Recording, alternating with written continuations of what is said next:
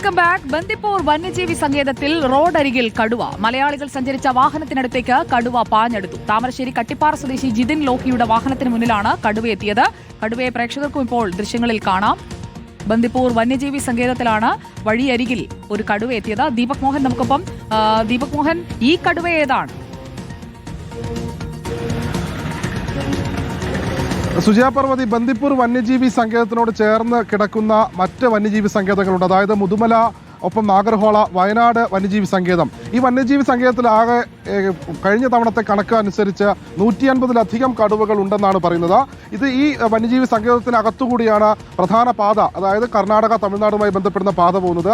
ആ റോഡരികിലാണ് വൈകിട്ട് 4:30 താമരശ്ശേരി സ്വദേശികൾ ബംഗളൂരുവിൽ നിന്ന് കോഴിക്കോടേക്ക് വരികയായിരുന്നു. ആ റോഡരികിലൂടെ വരുന്ന സമയത്താണ് റോഡരികിൽ നിന്ന് കടുവ പാഞ്ഞെടുത്ത ദൃശ്യങ്ങൾ കണ്ടത്. ഈ യാത്രികർ തന്നെ പകർത്തിയ ദൃശ്യങ്ങളാണിത്. സുജയ, ഓക്കെ, യാത്രികർ തന്നെ പകർത്തിയ കടുവയുടെ ദൃശ്യങ്ങളാണ് നമ്മൾ കാണുന്നത്. കടുവകളെല്ലാം കാടിറങ്ങുകയാണ്. എല്ലാവരും ജാഗ്രതയോടുകൂടി മുന്നോട്ട് പോവുക. അവധിക്കാലമൊക്കെയാണ്. യാത്ര പോകുമ്പോഴേക്കും വന്യമൃഗങ്ങളെ കണ്ട് ഫോട്ടോ എടുക്കാനും വീഡിയോ എടുക്കാനും ഒക്കെ നിർത്തി മൃഗത്തിന്റെ മുന്നിൽ പെടണ്ട കേട്ടോ.